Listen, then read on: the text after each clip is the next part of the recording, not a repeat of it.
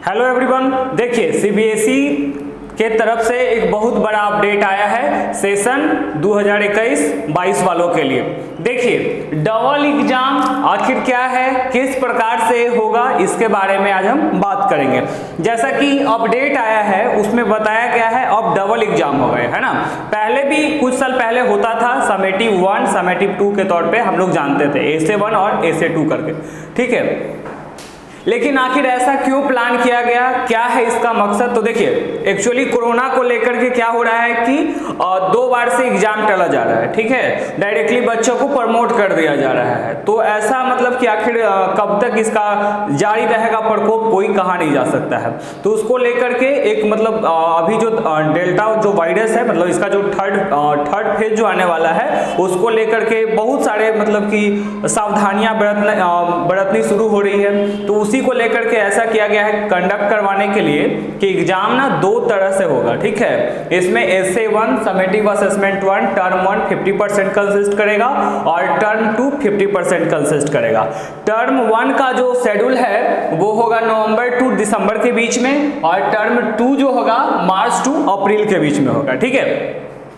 Term 1 में जो question रहेंगे वो मतलब कि मल्टीपल चॉइस क्वेश्चन रहेंगे। इसमें असर्शन एंड रीजन से रिलेटेड भी सवाल रहेंगे, समझ रहे हैं ना, उसके आधार पे। और ये जो एग्जाम आपको देना होगा OMR सीट पे देना होगा, ठीक है। मतलब कि बस इसमें ऑप्शनल क्वेश्चन रहेगा और आपको सिर्फ वो क्वेश्चन पेपर तो मिलेंगे आपको, और उसी को देख करके ना आपको OMR सीट में फिल करना होगा। 4 अल्टरनेटिव्स उसमें दिए हुए रहते हैं, उसके बेसिस पे आपको भरना होता है।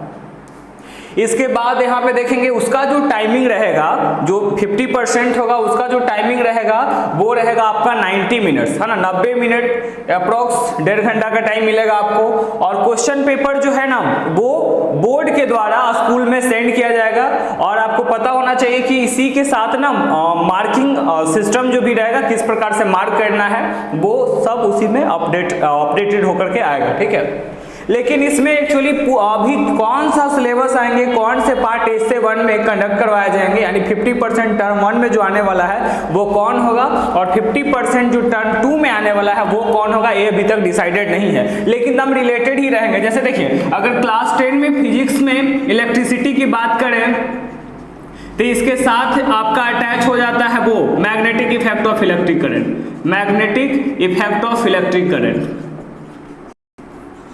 तो ये दोनों जो है, दोनों को मिला करके दिया जा सकता है टर्म 1 के लिए, ठीक है। और टर्म 2 के लिए ऐसा मतलब कि संभावना जताई जा रही है। और टर्म 2 के लिए जैसे कि देखिए अगर लाइट की बात हम करते हैं तो लाइट में तीनों है, देखिए कौन कौन है। सबसे पहला आपका हो गया रिफ्लेक्शन ऑफ लाइट, ठीक है, रिफ्लेक्शन ऑफ लाइट। सेकेंड है आपका refraction of light, refraction of light. और थर्ड है आपका human I and colourful world, human I and colourful world, ठीक है।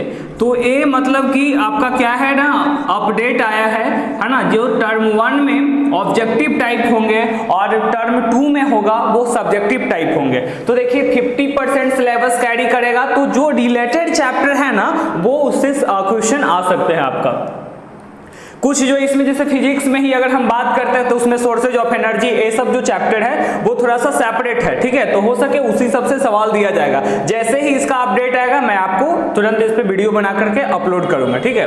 अब टर्म 2 की बात देखते हैं। टर्म 2 में जो सिलेबस आएंगे वो भी 50% कवर करेंगे, लेकिन अदर ये जो पोर्शन जो टर्म 1 में आ जाएंगे उसको लेफ्ट करके मतलब उसे छोड़ करके ही टर्म 2 में आएगा, ठीक है।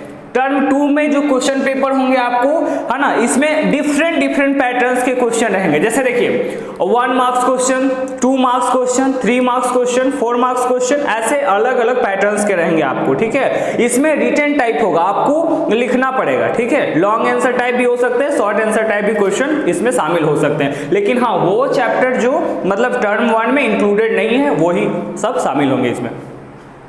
इसमें देखेंगे इसका जो टाइमिंग रहेगा आपको 2 आवर्स का रह सकता है, ठीक है। और इसमें जो ये भी कंडक्ट हो किसके द्वारा, सीबीएसई के ही द्वारा करवाए जाएंगे।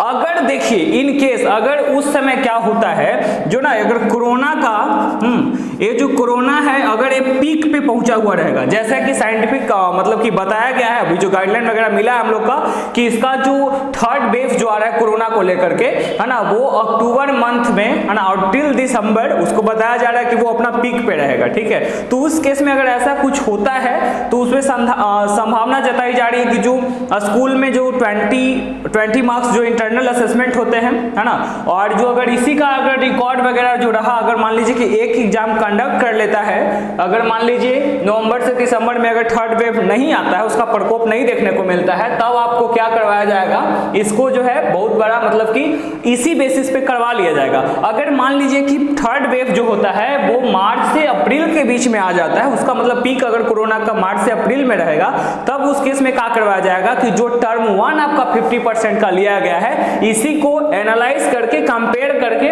इसी में 20% जो इंटरनल असेसमेंट है आपका, है ना, उसमें जो मतलब कितना ऑनलाइन रिस्पॉन्स आप दे रहे हैं, ठीक है, उसके बेसिस पे आपका जो है फाइनल रिजल्ट वगैरह तैयार करवाया जा सकता है। ये डबल एग्जाम करवाने के लिए ऐसा इसलिए हुआ है ना, डबल एग्जाम का प्लान जो है ऐसा इसीलिए किया गया है क्योंकि आपको पता होना चाहिए कि यहाँ पे क्या हो रहा है, एक्चुअली में 2 बार से एग्जाम साफा कैंसिल हो जा रहा है। तो इससे मतलब कि अगर कितना साल मतलब साल भर आप क्या मेहनत किए हैं, 1 ईयर आप कितने वर्क किए हो, इसका बिना कोई परिणाम मिले ही, है ना, आप प्रमोट हो गए, तो मतलब कि किसी कोई बच्चे जो है वो सेटिस्फाइड नहीं है ना, बिकॉज वो लोग को लग रहा है कि नहीं भाई हम साल भर जो हाईली मतलब कि मेहनत की है ना, उनको लग रहा है कि नहीं एग्जाम होना चाहिए था, है ना। हो सके वो टर्म 1 में किसी वजह से अपना मतलब नहीं दे पाया हो, लेकिन टर्म 2 पे काफी मेहनत कर रहा होगा ताकि मतलब कि हमें अच्छा करना है। तो इस केसेस में क्या होगा कि मतलब एग्जाम होगा, उसके बेसिस पे उसको एनालाइज हो जाए कि नहीं मैंने इतना मेहनत किया और मुझे इतना रिजल्ट मिल गया, ठीक है। तो इसके बेसिस पे एग्जाम कंडक्ट करवाने की प्लान की गई है, ठीक है। तो डबल एग्जाम का पैटर्न जो आएगा,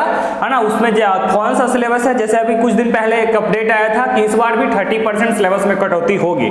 तो क्या कटौती होती है, क्या कटौती नहीं होती है, उसके बेसिस पे अभी तो कंफर्म कोई न्यूज आया नहीं है। जैसे कोई कंफर्म न्यूज आएगा मैं आपको इसका अपडेट दूंगा। तो यहाँ पे देखिए इसका भी जो डबल एग्जाम करवाने के लिए, तो देखिए यहाँ पे अगर 50% यहाँ पे दे देते हैं ऑब्जेक्टिव टाइप में, अगर 50% में यहाँ पे कवर कर गए तो इधर का रिजल्ट हो जाएगा, और इसी को मतलब कि फिर आपका देखिए 50% इधर होता है और 50% यहाँ जो रिटन के तौर पे लेगा वो हो जाएगा, और इसी को टोटल एवरेज करके ना फिर फाइनल रिजल्ट प्रिपेयर किया जाता है, ठीक है। तो यहाँ पे देखिए टर्म 2 को जो है बताया जा रहा है वो मार्च से अप्रैल के बीच में, और ये जो टर्म 1 है आपका, है ना, नवंबर टिल दिसंबर, ठीक है। पिछले बार कुछ पेपर ही कैंसिल किया गया था, बट इस बार जो देखिए रहे साफा 11th और 10th वाले को भी प्रमोट कर दिया गया और 12th वाले को भी, ठीक है।